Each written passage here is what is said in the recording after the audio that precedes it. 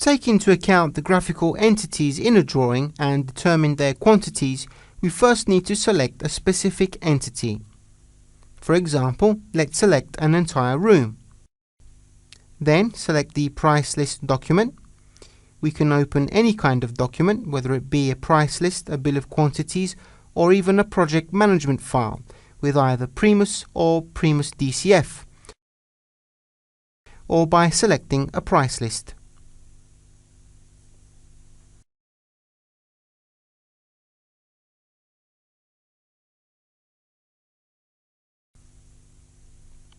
Once the appropriate price list item is located, for example this flooring item, we can drag and drop it into the BOQ section here on the side.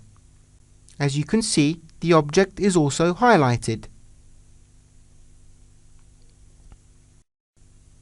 As soon as we complete the action, the measurement data editor appears, in which, according to the object that is being considered, a selection of measurement models are also proposed.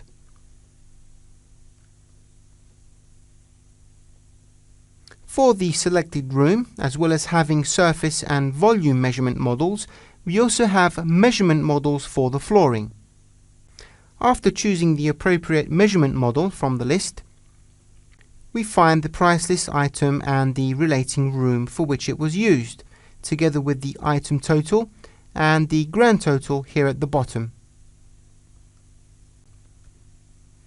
If we have a look at the document, we have the description of works column with a description of the room, this being the living room, and in the equal parts column the area value.